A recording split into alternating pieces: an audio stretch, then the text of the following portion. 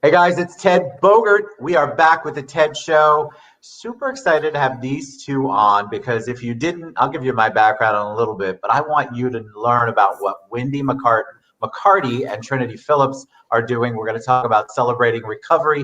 We're going to talk about the Hope-A-Thon. We're going to learn a little bit about them and the importance of what they're doing in our community. I'm just so excited to have them on. I've been trying to get Trinity on for a long time.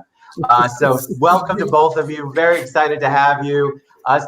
Wendy, we'll start with you. Give us a little background on you and a little bit of Wendy history.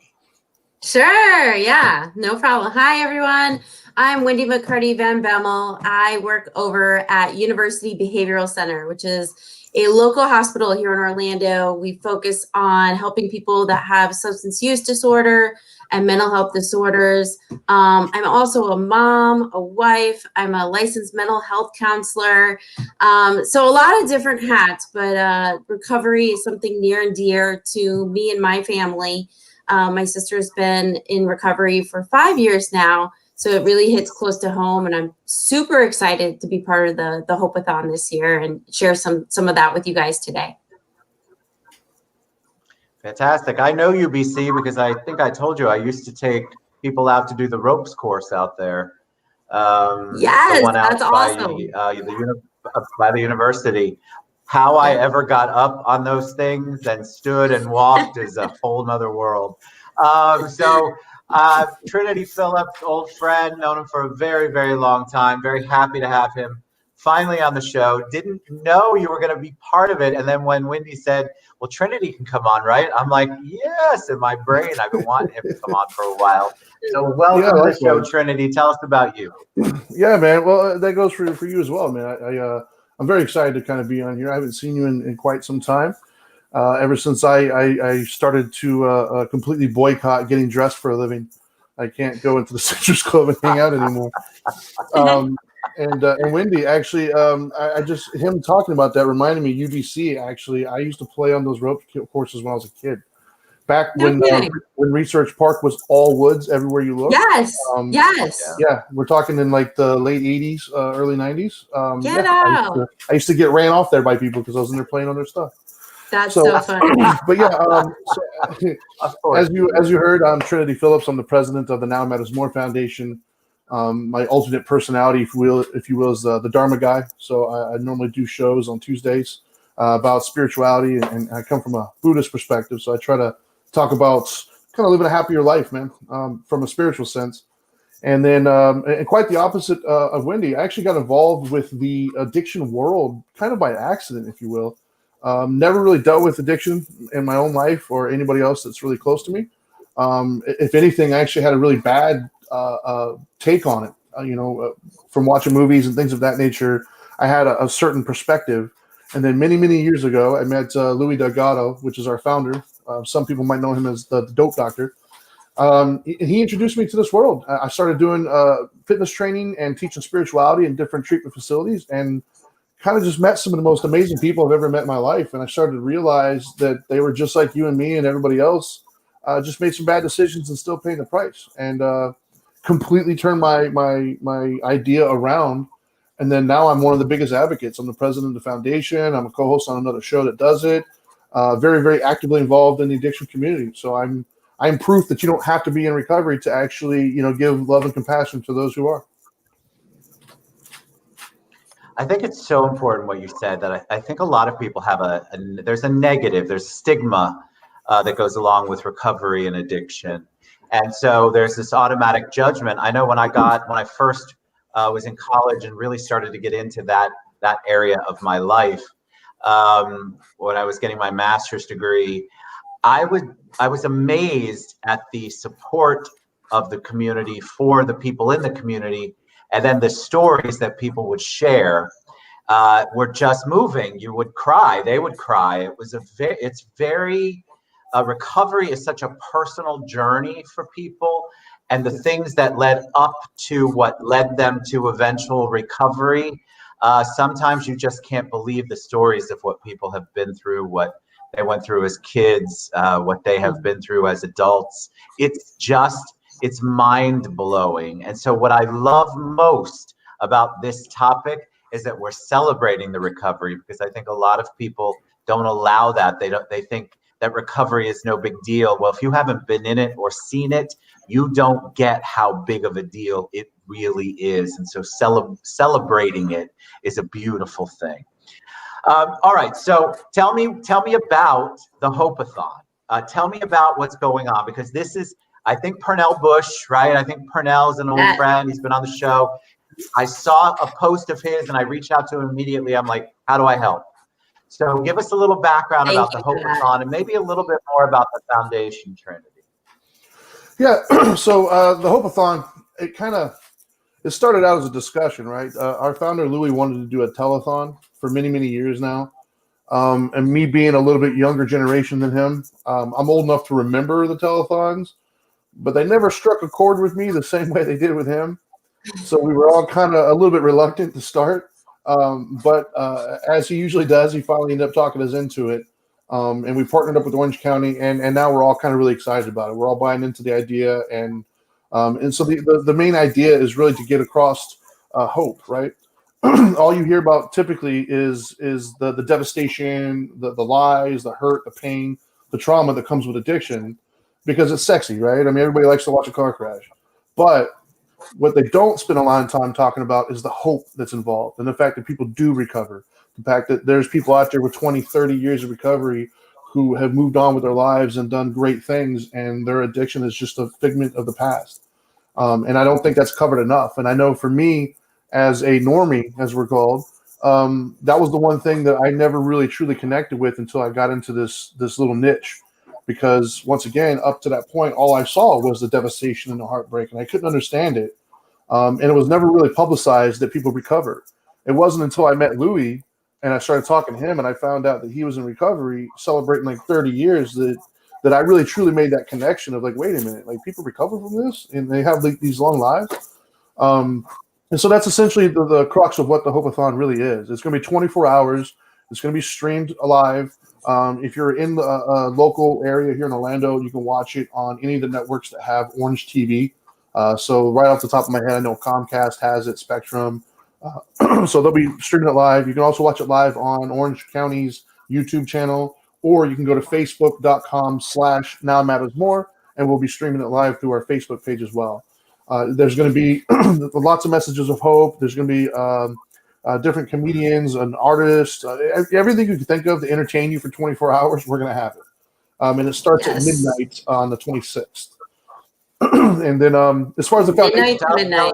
Tell us your perspective, Wendy. Go ahead. I was just saying it's midnight to midnight. So starting at midnight, going all the way to midnight. Yeah, pretty much. So are either of you singing or performing? What's that? Are either of you singing or performing? That would be me. Oh, you are? Nice. The person who cannot sing Happy Birthday on tune will be singing. You have to tune in for that. No, we did I got conned into it. We did a little drive-by karaoke at our hospital and had everybody sing for the Hope-A-Thon, and the only way to get some of our hospital folks to sing was if I sang with them. So nice. Yeah, there's that. Nice. Yeah, I won't be doing any singing or dancing. Wendy, talk a little bit about the. Go ahead, Trinity. I'm sorry. No, I was just saying I won't be doing any singing and dancing, but I'm positive he'll have me flapping my gums on there sometime. All right. So, Wendy, tell me about what is the Hope-A-Thon like when we're raising the money? I love the concept. It reminds me of the old Jerry Lewis telethon. I mean, that's what Trinity's referring to, as us old people used to watch that.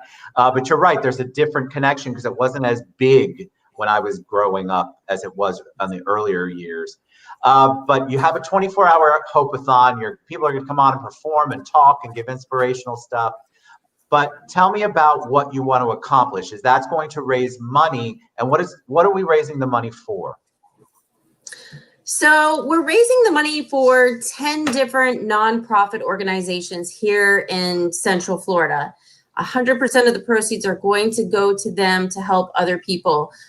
We vetted the different organizations. You can look on the Hope-A-Thon.com to see all the different organizations. We have, let's see, Zebra Coalition, One Hope. What are some of the others, Trinity? I'm trying to think off the top of my head here. Well, you got the Now Matters More Foundation. Now Matters More Foundation. You have yes. One Heart Women and Children, Zebra Coalition. You have the recovery coalitions, the different recovery schools. There's, I think, 10 in total, I believe. Yes. Yeah. Thanks for helping me out on that. Yeah. So the proceeds will go to them. Really easy. If you want to make a donation, even $5. I mean, nothing feels better too in your heart knowing that you're doing something to help other people, and it all will go to helping other people, which is really nice.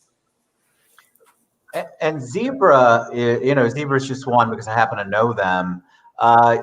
This is all recovery oriented, and some of the programs that you'll see on there, you may not automatically know what they are, but if they have already vetted them, this is something that's going to make an impact. Zebra tends to deal more with the youth, the younger crowd that is coming up and has issues to, you name it. But there is a way to help. So if you have a specific audience, or maybe you had a family member that you can relate to that you wish had more help, or you'd like to give back, I guarantee you there's an organization in there that will benefit, that will fit your need. And I think that's what it is. You mentioned it earlier too. You're a normie, Trinity. A normie, is that what they call them?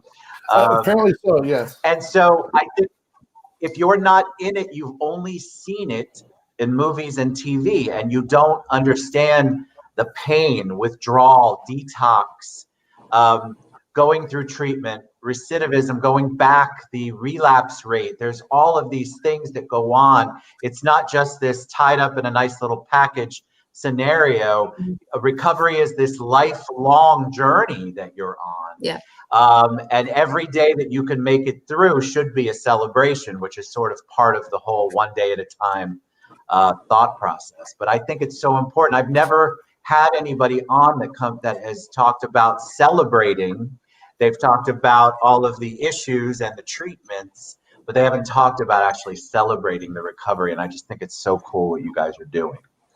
All right, so the Hope-A-Thon.com is the best way for people to get more information. You can make your donations there. Yes, you can. Okay.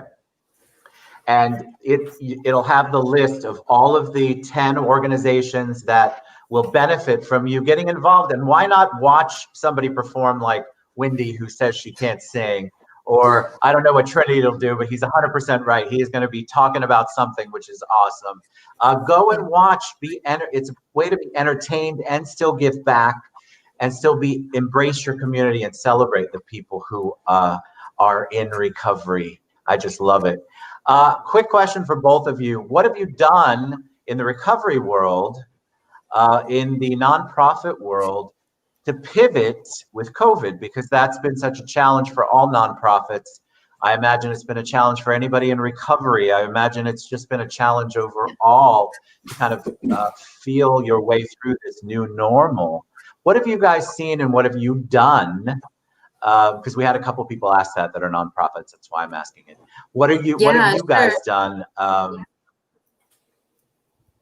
Yeah, so I can tell you from my perspective, I work in a local hospital here, and we saw a dramatic increase in the admissions of people coming into our substance use programs, more so than ever before. About 2 months after COVID hit, we just saw this huge rise. And I mean, it makes sense. You know, you can't go out, you need your social system when you're in recovery, and when you're stuck at home, and it's really hard to not reach for the alcohol, or, you know, it's there. You also have stressors. You're with your family 24/7. You know, you can't get away. You can't do all of the things you used to do to kind of, you know, get yourself out of some of those issues that you don't want to be in. So we've seen an increase. Some of the things that we're doing over at the hospital is really focusing on managing anxiety. We're seeing so much more anxiety, you know, not knowing what's going on, what's going to happen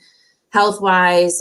Even with our kids in the hospital, we're seeing that. So we've got some groups that we've added, really focused on anxiety, and just trying to be there in the community. We're doing some telehealth with some of the local schools and being able to give them some anxiety reducing tips, some breathing exercises. We've been doing vision boards to kind of help you look at what you want your future to look like now. It might be a little different than you thought it would be, but just trying to be there for our community. I love it. How about you, Trinity? Yeah, for us, I mean, as far as the business side of what we do, it's changed in the sense of I'm obviously no longer in the studio. I'm cooped up in my daughter's bedroom.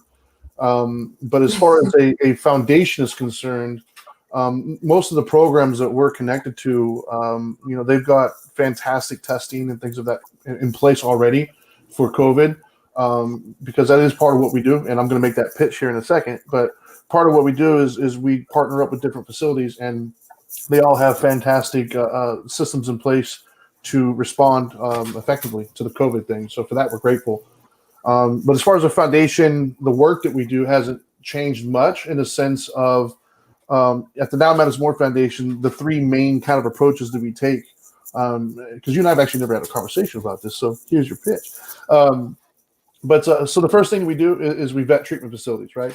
I'm sure you live in Florida with me, so I'm sure you've heard all the negative publicity that so many treatment facilities have. It's a very at-risk population, and so there's no shortage of predators out there to try to take advantage of them.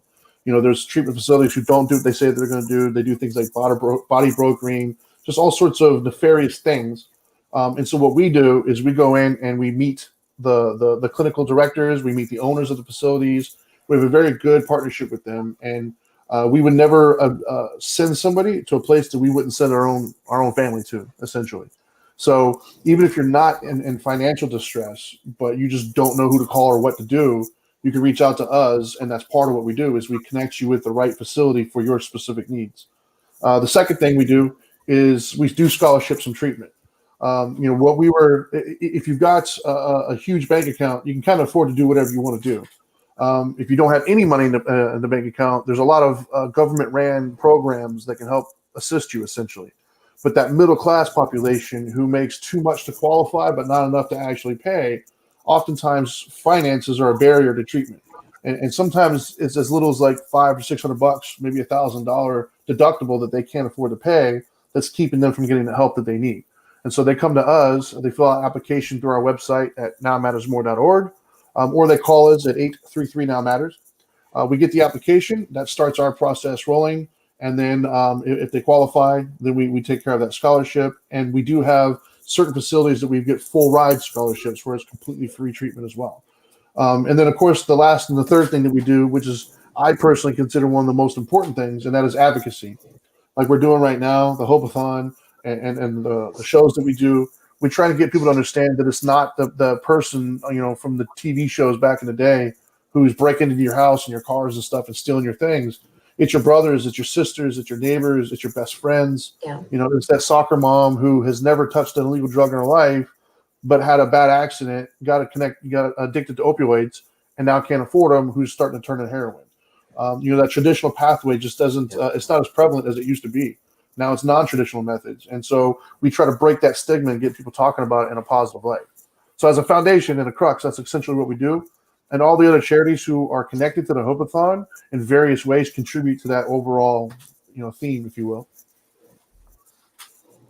And I think we want, I don't, if you're a positive person like we are, you want people to succeed. You want to see that recovery. You want us to be able to celebrate that. You want them to make the milestones. It's the same concept of when you're rooting for anyone who is struggling with something, whatever that might be. You want them to get to a place where they're at least at a place where they can function in a happy, or at least some sort of happy life, and they're not stuck in that recovery. Recovery is a crazy, terrible animal.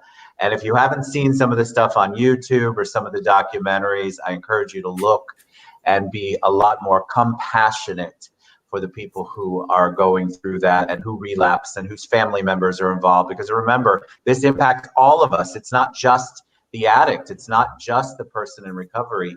It's the family members are impacted, which is just this ripple effect. And so we have to figure out how to embrace those people and bring them back in and try to help them in their recovery. So kudos, huge kudos to you guys for what you're doing. All right, give us, Wendy, one more time. Tell us where they can go and when they should start looking. Sure, absolutely. And you just made me think of this too. Sometimes people in recovery have the very best stories and make the very best people. So you can go on, you can do so much with your life, even if you have a past. Check out the Hope-A-Thon.com for more information. We're going to be live from midnight to midnight this Saturday, and we want to see all your smiling faces there, and we'll be there too. Excited. Thank you both for being on the show. Trinity, it's great to see you. Wendy, it's nice to meet you face to face. The Hope-A-Thon starts this Saturday. It's 24 hours. Go to the Hope-A-Thon.com. Get involved, see what's going on, get a little entertainment, and then give back to your community, which is what these wonderful people are trying to do. Thank you both for being on the show. Thank you, man. Thanks, all right, we'll thanks for having us. Adios. See you. The Hope-A-Thon.com, guys. Don't forget.